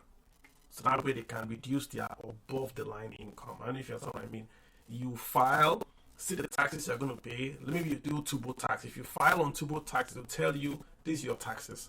Then you go back and go and buy or contribute to your IRA, your individual retirement account, or even make more contributions to your 401k. Then it will reduce your taxes. So that's a legal way to, it's either you pay tax or you invest in yourself. You choose one. The money will still go out. Either you pay tax or you invest in yourself. All right, Peter. Either you give government or you invest. Fantastic, Peter. You're good. All right, let's get Dollar. Peter, you're good. Fantastic. Let's get Dollar G. Then we'll go to no information. Dollar G, you've got the floor. Dollar G is not ready yet. Let's go to no information. Hello. How you doing? Good evening. I'm fine. How about you? I'm doing very well, so thanks for asking. All right. I'm going to ask a question earlier about professional services. And when someone was speaking earlier, I don't know, I think he has left the stage. I wanted to dive into this question to him because he used a specific word when he was describing professional services. He said if you register on CAC as a professional service. So I'm just struggling with the definition of professional service. And since he used that phrase, if you register as, I wanted to know if it's something, if it's down to how you open. No, it's really those guys, those professional firms, like a lawyer, an accountant, an auditor, a chartered surveyor, anything chartered, anything that needs you to qualify before you can practice. That's what's a professional firm. Okay. Architect. So anything that needs you to take an oath. Not oath per se. That maybe you are qualifying, like an accountant, a architect, dentist, doctor. Can I come in? Go ahead. Regulated professions, right? Something like that. Yeah. At the end of the day, what is going to matter is if you own a company, there's what they call the memorandum of association and the articles of association. Now, in the memorandum of association, that's what they call the objects of the memorandum of association. Those objects are basically those objects explain in at least legal terms what the law will see as the activities that this company or this legal entity is carrying or it was created to engage in. So your business activities will be outlined in that object. So if you want to know if you're a professional service firm or not, you go back and look at your objects. If your object states there that you actually engage in professional services or auditing or whatever the case may be, if it's there, then you're going to be seen by law, by the CAC and by the NRS as a professional service firm. But if it's not, then you're not going. So it all matters on what is inside that those your objects, what's inside your objects of your memo. So that is the bottom line. You can talk about what you're doing or what you're not doing. The bottom line is what is in your object. That will determine how the law will see you, and that will also determine how much you pay. This is an issue that I've also taken to some of the authorities too, because like I said, I'm running the consulting company too. So we're trying to, even as an industry, we almost got VAT exemption, but they didn't even give us VAT exemption at the end of the day. Well, as far as you're a PSF and there's PSF in your objects, then you can't qualify for some of the, benefits. All right. So yeah, I don't know if that clarifies it. Yeah, that really helps. Thank you, Ben. Can I say something? I think the focus should not solely be what you qualify as. Maybe you are a PSF person. What you should focus on, I think the law focuses solely on your income. So whether you're not registered as a professional service person, maybe you're a barber on the streets, right? But your barber salon is doing so well that you make above the threshold. When you meet the taxable, you will be taxed. So it doesn't really matter. So you don't focus on whether you are a professional service person. You should focus on the income that you make, the turnover that you make within a period of time. This is what says whether you are interested in. Okay. Yeah. I can't really hear Belema. I don't know if it's just. Yeah, she broke up, but she broke up a bit. But I think the point again, Belema understand that PSFs are quoted specifically in the Act. So once we agree that your turnover has got to hit that level, they are quoted specifically that if you're PSF, so they are saying irrespective of what we've said, if you're a PSF, these things don't apply to you. That's what they are trying to say. So if you're an auditing firm, all these things we are saying, packet is not for you. So it's very, very good to know if you're a PSF. Yes. Yeah, it's very, very important to know if you are. If you are, some things that we're saying might not apply to you. That's just it. Yeah. Look at Adeola. Have you spoken, Adeola? Because we're going to wind it down pretty soon. Adeola, hi. Not So I do apologize. Please go ahead, sir. What's your question? Okay, good evening and thank you for hosting this space. You and Belema, thanks for the explanation so far. Okay, I wanted to find out if you are a rotational worker, and this applies pretty much within the oil and gas space, right? Now, and you get paid in FX, now the country you work, their tax law applies. When you bring your money back to Nigeria, is that money taxed? You are jumping many guns here. You're jumping many guns. Where are you working? Okay, this is you working, say, in Angola or in Qatar, for example. So how many days do you live in Nigeria? So typically rotation is 20 days on and 20 days, almost like half of the year in Nigeria. Okay, so look at where I'm going to with this, right? You only pay tax if you are a resident of Nigeria. So if you spend 183 days in Nigeria, or your permanent home is in Nigeria, or you have a significant economic or family tie in Nigeria, those three things are very important, then you must pay tax in Nigeria. So irrespective of where you work, if you work in Qatar, in a rig in Qatar, but you spend 183 days in Nigeria, or you have a permanent home in Nigeria, or you have significant business or economic terms in Nigeria, then you are going to pay tax in Nigeria. So that income you make foreign is going to be income that you pay tax on. The question for you now is this: because it's salary, it's not dividend. So you can't claim export earnings. So it's pure salary. I think you're going to pay PIT. That's what I think. Willem, what do you think? Yes, the thing is, whatever it is that you're paying tax, let's assume that the tax man deems you fit that, okay, you do XYZ days outside of the country and you do the remaining days here. There's something called tax credits, right? So whatever thing you pay in that country, when you file your tax in Nigeria, it's going to be either reimbursed or you pay more. But he will pay PIT. So the point is that irrespective of the tax credits, will be double tax. He's liable to pay PIT. He will not be double taxed. I hear you, but let's assume there's no PIT. Let's assume there's no double tax agreement with Nigeria and Qatar and Nigeria and Angola. You are going to pay PIT in Nigeria even if you earn that income in Angola. Does that make sense, Adiola?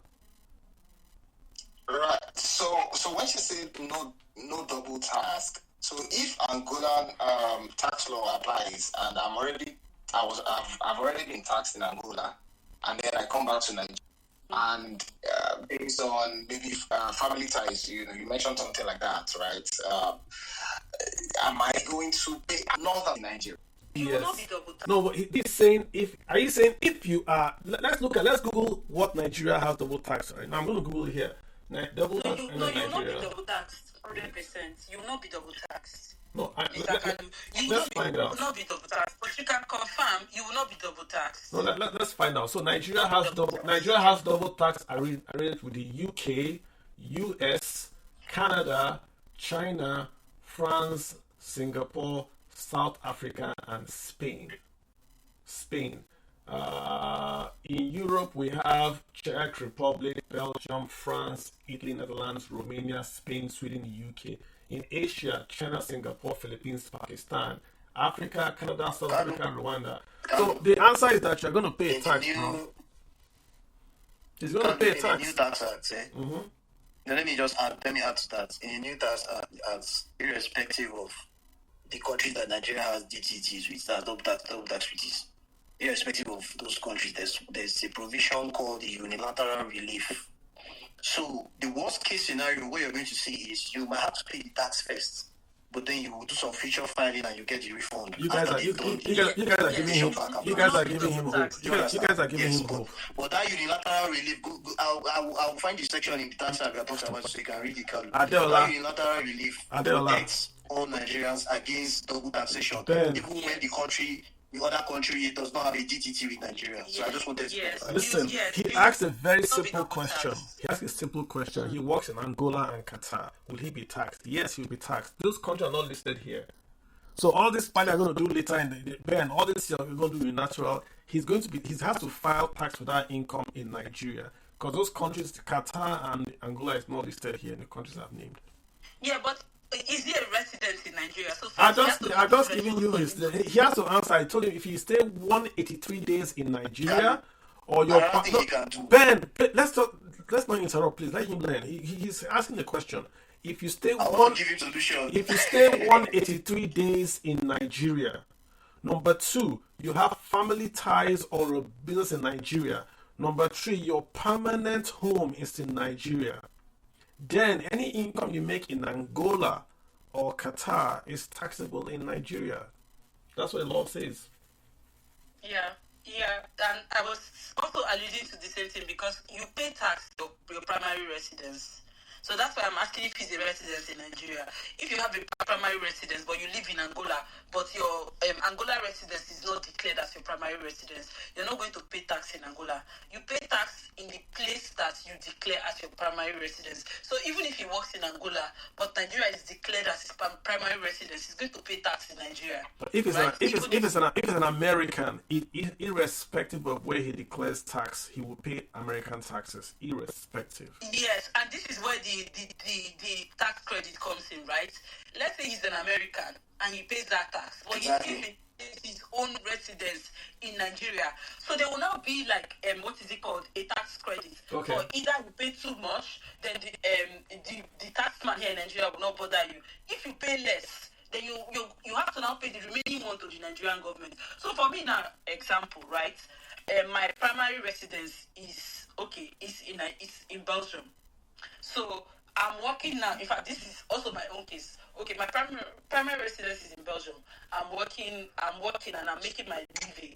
So I have to pay tax according to the Belgium law, right? Because I have to do this to also stay compliant. I have to pay the Belgium law tax. But let's assume that the taxation in Belgium is lower than the taxation in Nigeria, right? I'm still going to pay the balance to the Nigerian government. Yeah, I don't want you guys to make this thing a bit complicated, right? So no, it's not complicated. Yeah, well, let me go again. I don't make. I'm reading the DMs. So look at he's asking the question many Nigerians are asking, and because he's putting Qatar and Angola, it looks a bit. He's asking if you are a Nigerian, that maybe you import cars from Belgium. You go to Belgium, you import trucks. You go to Belgium, you import trucks. You stay 50 days in Belgium total. You live in your family house is in Ikeja. Your wife is in Ikeja. Your kids are in Ikeja. But you are spending nearly half the year in Belgium. Is he going to pay tax? The simple question is this. Almost doesn't count. You pay tax. No, but I know.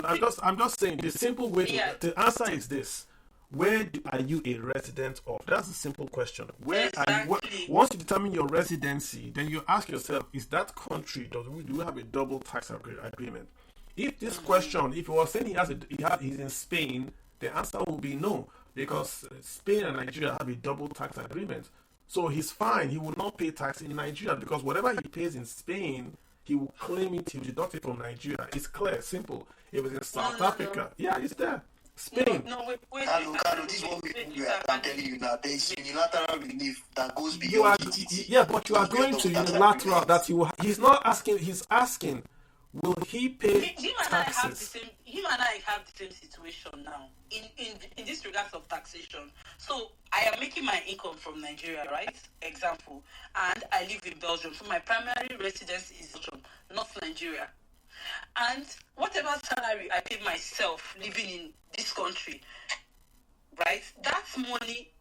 Even if let's say Nigeria, okay, let me do it the other way. Nigeria is my primary residence, right? So you're gonna pay tax in Nigeria, Belema, because I will pay tax in Nigeria. That's my primary residence. That's it. End of story. Yes. So end of story. Hello, what Carlo said is the definition of whether someone will pay tax to Nigeria. Even if you're permanent resident, exactly. Why you are in Nigeria for 100 and how many days? 83. 83. That is the real definition Simple. of if you have to pay tax in Nigeria. Now, those unilateral whatever Ben was talking about, if for those that stay in countries that we don't have tax agreements with, this double tax agreement with, like someone staying in Saudi Arabia, this is a place that they don't pay in.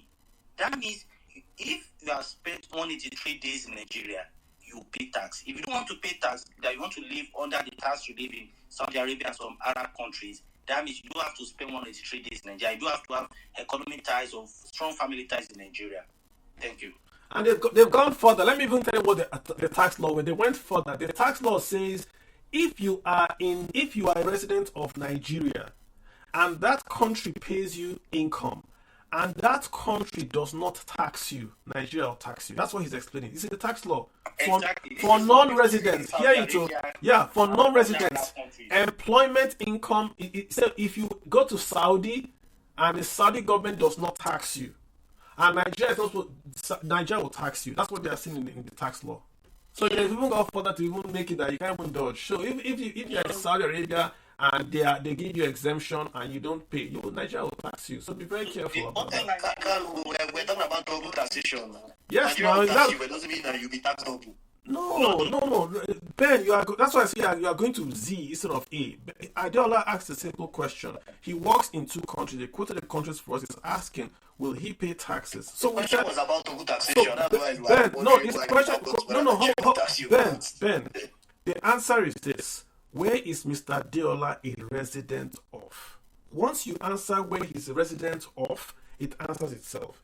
If Mr. Adeola was saying he's working in Spain, end of story. Because Spain and Nigeria have a DTT.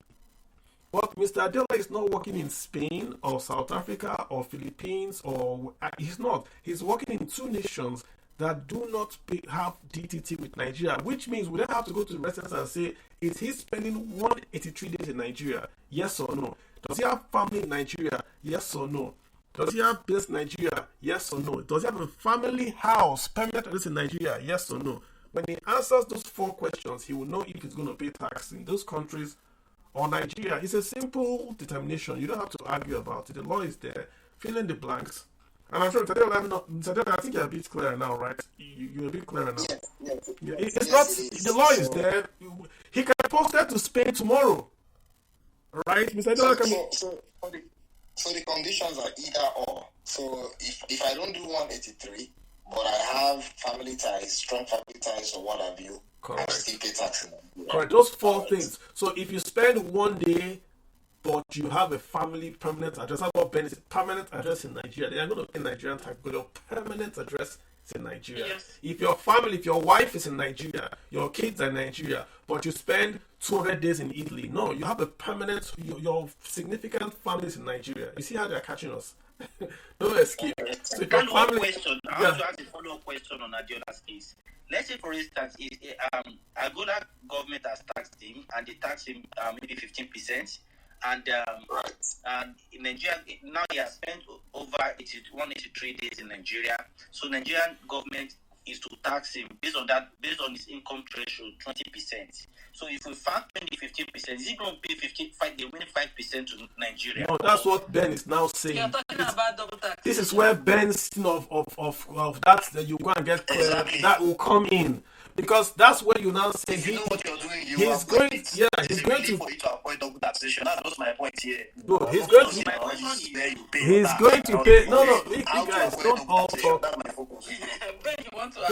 Don't all see. Answer the guy properly. See, if he's foreign, he will pay the tax in Angola. He will pay it.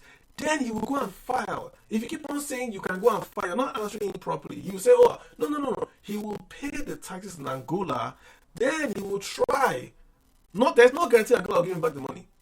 Because Angola is going to say, you are a resident here. We have no DTT here. Pay and go.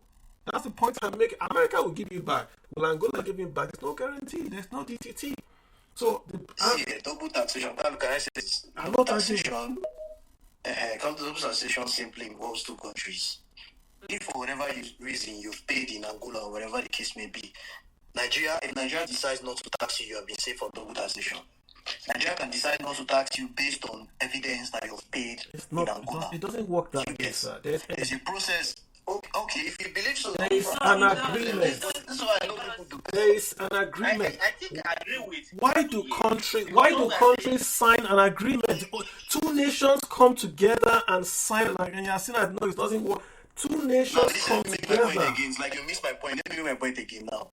2 nations come together to sign a double tax treaty. Now, one nation called Nigeria has created a unilateral relief.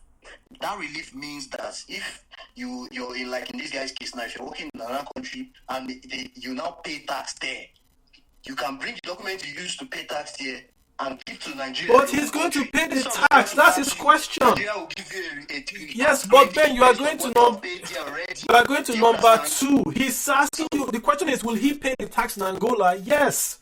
He's not. He wants to know where he will pay the tax first. I'm focusing on how to avoid taxation. I'm not focusing on where his question and where you not. Okay. That's how to avoid double taxation. That's just my own. But do you have a follow up? Kalu, let me just say this. Now, the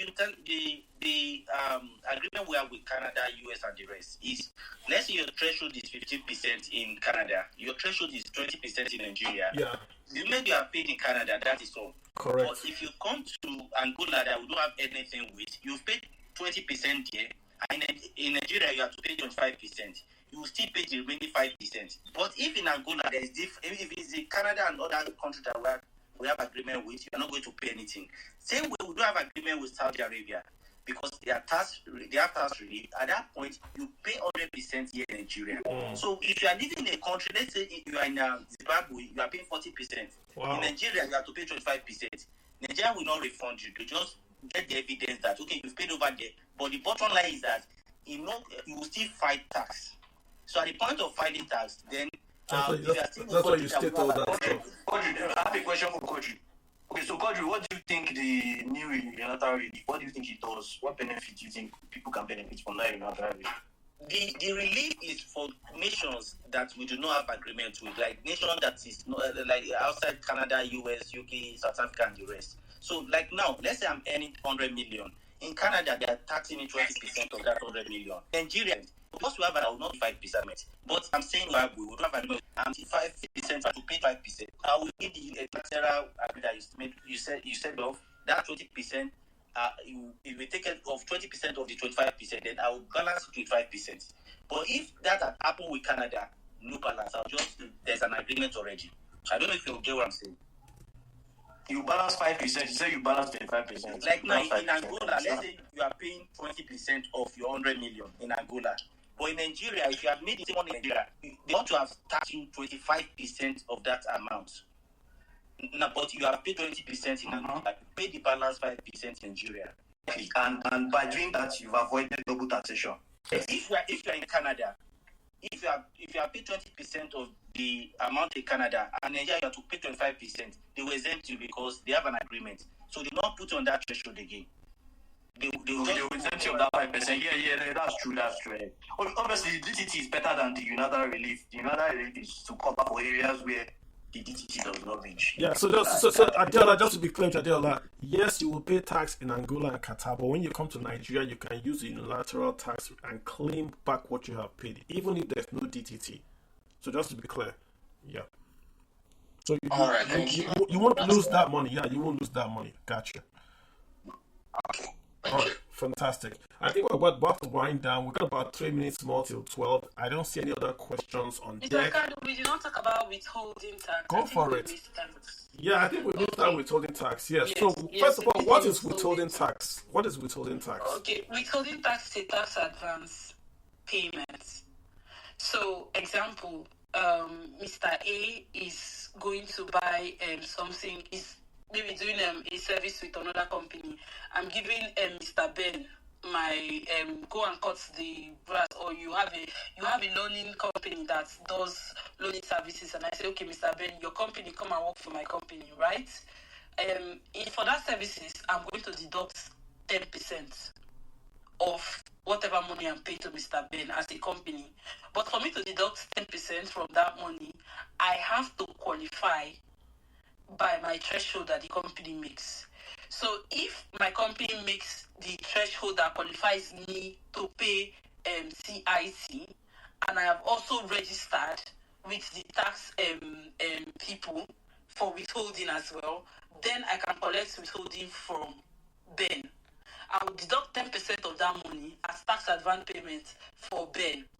So when Ben wants to now file his tax, right, Ben will now collect the credit note. Remember, when I deduct that money from Ben, I have to give Ben a tax credit note that Ben is going to use to offset his tax when he does his filing. So I've paid Ben charged me 1 million, I gave him 900,000, I take 10% of that money. I pay that 10% to government with Ben's company CNT number or Ben's personal C number, whatever one he uses. I collect it, but it's for company, not for individuals. I collect his CIT, his company T number, and then I pay that withholding tax to government. So I give Ben a credit note. When Ben wants to file his tax for the year, he uses that to deduct his taxable income. Yeah. So he uses that to deduct his taxable income. So for example, if I have withheld, let's say I have done services, I've sold things, and those people, I collected withholding tax from them, and then I bought things, or I did some jobs, and the job paid me, but collected withholding tax from me, and they give me the withholding credits.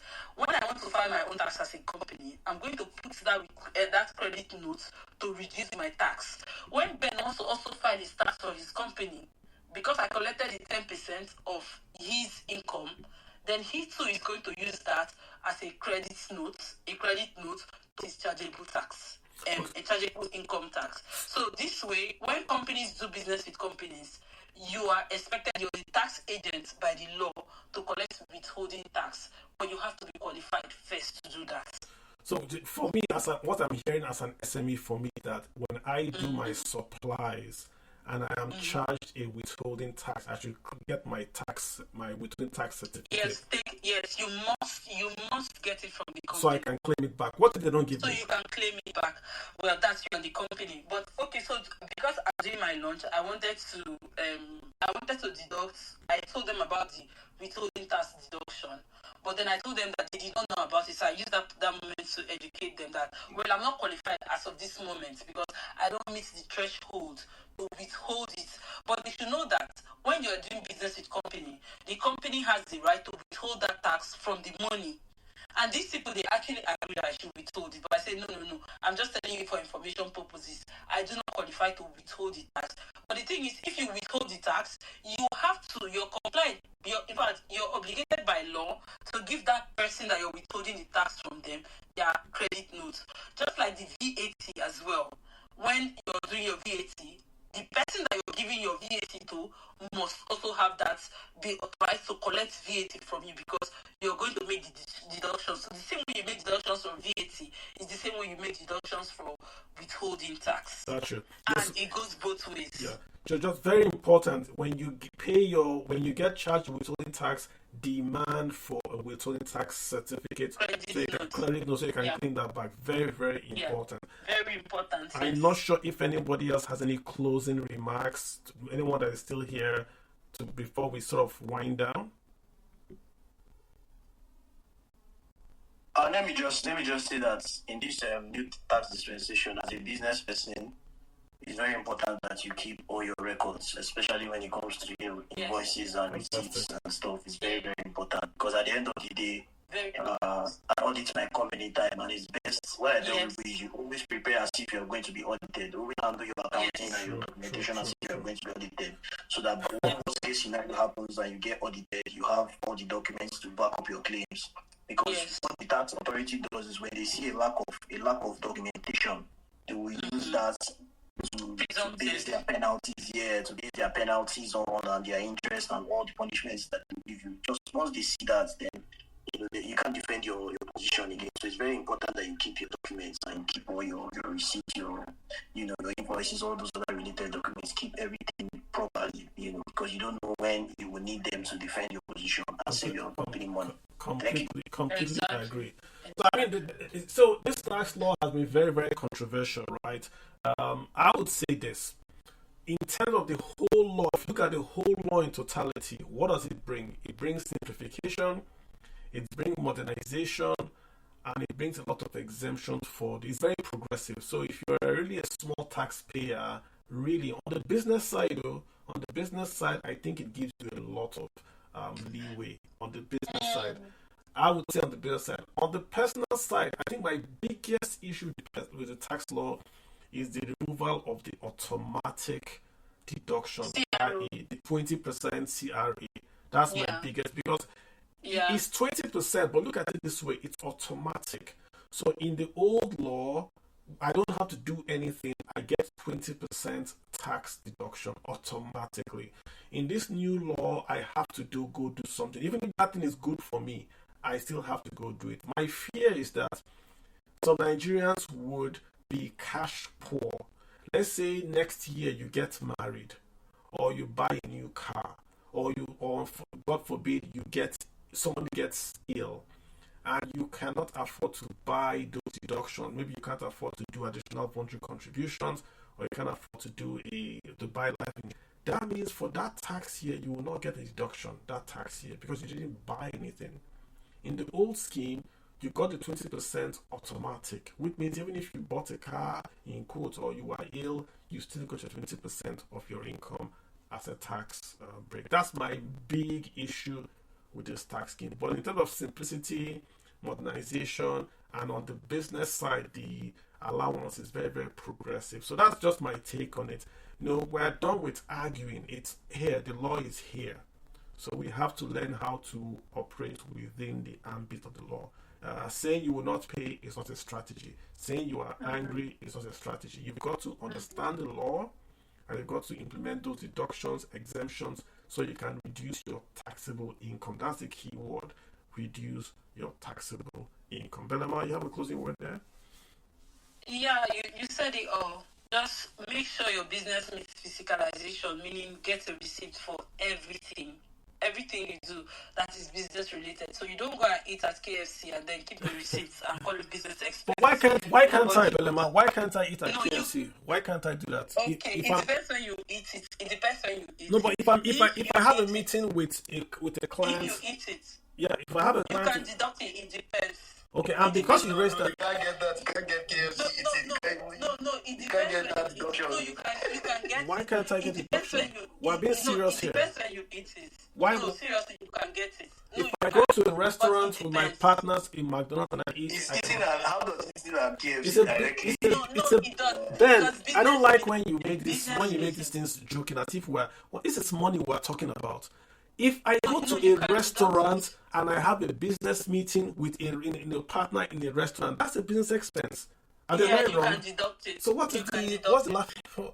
Okay. No, on that you can deduct. Okay, so because when you laugh, people get confused. They don't know if you are being so we're talking money. Let's be serious. The average Nigerians don't make money that way, so I don't want to make them don't say that. Because there are people that make money that way. There are people that make money that way. There are people that go to business meetings. Belema, last question for you. Belema, last question for you. Last question for you. Davido, last question for you. Davido is a musician. He's into showbiz. Mr. Davido buys a Lamborghini. So he's set up a company called Davido Limited. And Davido Limited buys a Lamborghini. Mr. Davido uses that Lamborghini for videos. Not Davido. Davido Limited buys a Lamborghini. Davido, the person, uses that Lamborghini for video shoots, to keep his image up, because he says that Lamborghini is an expense and also a capex being used wholly and exclusively to manufacture entertainment content. Can Davido Limited claim that Lamborghini as a business expense? Okay, so that expense will not, if he wants to claim it wholly, immediately, because you cannot claim your capex all of it at once. So that means it depends on what he uses the Lamborghini for. So if he bought it with the company, it's completely a business expense because it's not in Davido's name, it's in the company's name. So one, it's a business expense. Then secondly, if he wants to now deduct it, right? Then you now say, okay, what do you use the Lamborghini for? If the video says, I use that Lamborghini to shoot my music videos, I use the Lamborghini to do things that has to do with my music, and I use the Lamborghini every day or every month. So this now goes into operating expense. So the Lamborghini is operating every month for him to help him to achieve the financial activities that now turns to profits. It falls under business expense, not under capex at this point. It's other business expense. So he can, 100% deduct the Lamborghini from the company's expense. So what I hear you saying, as long as he meets this category, he uses it maybe every month, all the time, for whatever thing he's doing as business related, right? And it's not in his name. What if he bought the Lamborghini in his name? No, he can no longer deduct it because what is it called? First, he will pay VAT on it if you bought it in his name, and you cannot take company money to buy something for yourself without paying tax. Okay, so what I hear you saying is this: if I am making any revenue apart from my salary, any revenue whatsoever, it makes sense for me to incorporate that activity. Is that what I'm hearing you say? Yes. 100% incorporated. That was what I was going to. Okay, fantastic. Yes, incorporated. All right, guys. Can I add something? Yeah, go for it. If he bought it in his name, let's assume it's too late and he bought it in his name. I believe that there's a way he can lease it personally to the company, and then they will deduct the lease fee that the company is paying to keep using that Lamborghini. In his name or in his name? In his name? If he bought it in his name, how would he deduct the individual? Him, the individual, Davido, can lease it to his own company. Him, the individual, Davido, can lease his personal Lamborghini to his own company. So, and then he can deduct what they are paying in the lease. You can deduct what they are paying, what the company is paying monthly or yearly in the lease from your from your taxable income. I don't You understand. what I'm Yes, saying? but that was I not don't Mr. understand. Kalu's question. That I was know, not but Mr. it's a good Kalu's question he's asking. I don't No, me, I understand. just assume maybe he has already bought this Lamborghini in his name and the company wants to use it. Let's say it's too late. Do you understand? Okay. Let's Yes, assume it's too your late. scenario is correct. Your scenario is correct. He can do that. It's correct. But remember that Mr. Kalu is asking if the purchase of the Lamborghini can be a business deductions. But now you're saying that if he bought the Lamborghini in his name, that means that the money he used in buying the Lamborghini, that money has removed from his company account. It has gone to his personal account. That means that money from his company account to his personal account has already been charged. He has already paid the tax on that money.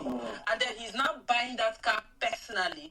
If he now rents the car to his company, of course, he can now collect that one. So if that one now is not coming as an income, that's also going to be taxed.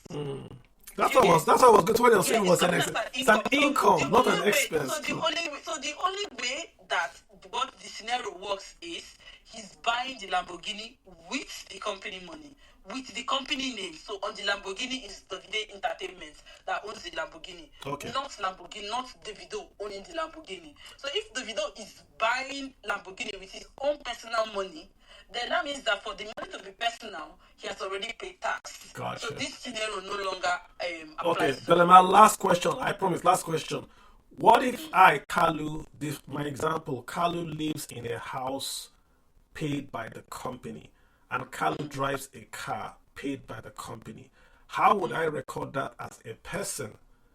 And would it change if how would it be recorded in my own personal books? Is that house and that car, is it income to me as Kalu individual? Nikoye, the Mercedes Benz is paid by Kalu Limited. Is it income to me? Okay, so for example, Mr. Kalu works in Mr. Kalu Limited, right? Yes. Okay, and then Mr. Kalu Limited has given Mr. Kalu company car, company house, and everything. Yes. So the position of the law is that the cars that is given to Mr. Kalu the law is going to look at the equivalent of that car, the worth of that car, the worth of that house is going to fall under your chargeable income. It's not free. So the fact that the company is buying it for you doesn't mean that it's not going to form a salary base where it's deducted in tax. So yes, the company has bought it for you, but they will now look at, okay, that house costs 10 million. The car costs 20 million. They're now going to bundle it up in your gross salary. So you pay for it. Those benefits can become part of income to me. Yes. It makes up your gross So salary. why was it different with Davido? Davido's company also bought him a car. So how come he gets a deduction, I don't get a deduction? No. I think we're mistaking it. No, I'm asking a question for people to learn. Don't think I'm asking. I'm asking you a question for people to learn. Yes. So why is it good? Why can't I claim that? It's different for Davido because Davido company purchased it. Davido is not owning the car. The owner of the car is Davido Limited. Okay, what if my company gives me the car with Kalu Limited and I drive the Benz, the house is owned by Kalu Limited? No, so if all of the company's name, for example now, okay, how do I put it? If all of the companies, if the company gives you the house and the car, if your base salary, right? But if Davido Limited buys a Lamborghini and Davido uses the Lamborghini, it's a different scenario. That can be deducted in tax. It doesn't make up your gross salary. But if the company now says, okay, even in two scenarios, they've given you the car, right? The company is still paying for it. Remember, you said the company buys it. Whether the company is buying it for Davido or the company is buying it for Mr. Kalu Limited, there's a purchase, right? And it was made by the company. It's going to be done as an expense at the end of the day. But the beneficiary of this one now, it now forms your base gross pay, benefits in kind. So this usually happens when you are in an employment contract with somebody. So if you're working for yourself, you're also paying yourself. That's where I business in kind. Yes, that business in kind, it still makes your gross salary. It still makes your gross salary. Why this is what I wanted to go. I was trying to make it to differentiate between an owner and an employee, an owner and an employee, and I thank you that you found that. And I'm saying it because I know people are understanding what we're saying. If you are an owner, you are different from an employee, even if it is your company. If your company employs you, you're an employee, right? But if you own the company, you're an owner. So do that information what you will. It's been a fantastic Sunday, guys. I think I've learned a lot myself. I know lots of folks have learned a lot as well. Lots of DMs. Again, it's hard to read DMs. I just wanted Belema to read through. And of course, she has to go back to her baby. So we do appreciate you coming in. Belema, again, you said you were launching your pay packs.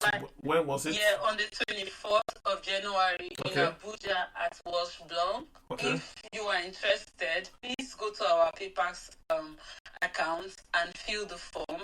And also, if you have any questions about tax, you want to know how we can help you with your taxation, please hit the PayPax DM. All of your questions, I will answer them. So the graphic designer can make it as as a flyer where we answer all of the questions you might have. So even if we're not able to treat your question particularly today, right now, you can still continue the conversation after the space has ended. Flow to the DM and ask us these questions. We'll treat them one after the other and we'll make it in the flyer so every other person can see it. But can you also give gifts of my book to folks that ask really nice questions? Okay, yes, I can. I can give gifts. So the issue now is, where do we get the books in Nigeria?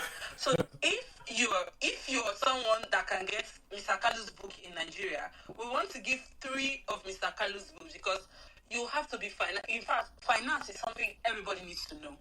Everybody needs to know finance. And please, before we end, I just want to touch this last thing, right? I know the Nigerian government is trying to take your money, but there's something they did that I think is a bit clever. Even if I say it as clever by half, because they are charging 70%. It says if you earn less than 70%, then they are not taxing you. It's another story. I don't want to go into it. But at least they are incentivizing you to have a pension account. So if you're working in an employment, so as an employer, if you don't have up to 15 staff, you're not required by the law to register with PENCOM. But you as an individual, you can register in PENCOM. So imagine you're 24, right? And remember, you can put 8% or 10% of that your money, whatever salary you're being paid, if you're a freelancer, into your PENCOM account. Imagine you start doing that every month. 100,000 every month until the day you're 50. You'll be a millionaire and you retire without having your children to give you food. Right? Yeah. So take advantage of these laws. Yeah. Imagine you're paying for your NHF, right? Now, if you're sick, you don't have to go and look for contributions to buy medicine because you're already paying for your insurance. And also, that's life insurance premium annuity. Please take advantage of it. If you do not do it, the Nigerian government will take your money. So do not let them take your money. Do it. Do it is really, really important. Register for your life insurance. But one thing I will advise you, do not tell the person, the next of kin, do not tell anybody that you register. This is a general advice. I advise you to do it, but don't go and tell anybody that you've done it. Because now they can now kill you to take your insurance because there's a lot of money on the insurance if you die. But, just imagine that you enter into an accident, you die. Your family are not going to cry about what is it. Rather, I'll say it this way, right? Buy life insurance and put your trust as the beneficiary. So this way, right, if you pass away, the money goes to your trust. Have a trustee, it can be a corporate trustee that then takes over your wishes. So if you have daughters, you have sons, you have grandparents in the village, you support maybe your church in the village and all that, instead of writing a will, write a trust and say, should I pass away, all my money should be used to educate my daughters. When my daughters are fully educated, give them a life salary of $1 million a month or something like that. Yes. Whatever balance I have, send it to my church. You put all these wishes in your trust. You appoint a corporate trustee. There are many of them, ARM, first trustees, lead trustee. They are all over the Lagos. Get them, corporate trustee. Then when you buy life insurance, even your RSA, you put a corporate beneficiary, not yourself. And then you can tell your relatives, my beneficiary is the trust. So nothing happens to you. Even if you pass away today, no one's going to get your money because your trust gets the proceeds, and your trust will then carry out your wishes. They educate your kids, they give money to your kids after they have graduated, and they can support your church or your hobby after you've passed. Testamentary trust. So even if you have passed away, that trust guidelines are still going to be taken care of. So do those things. Use finance to your benefits. Don't do exactly, and then you turn out well. But thanks so much. We'll talk about the books here. All right, folks. Thank you so much. I really love and appreciate you guys for tuning in here. And I hope you guys learned something today. I'll see you guys next week. We're bringing a stockbroker that's going to come in and show us his 2026 plan. Nigerian stocks, foreign stocks. What portfolio is he building now for 2026? So we're going to have that stockbroker here. Very, very experienced guy. You guys make sure you join. And I'll definitely see you guys next week. Belema, thanks you so much for being here. Thank you so much for having me. Thank you everyone for listening. All right, you guys have a good one.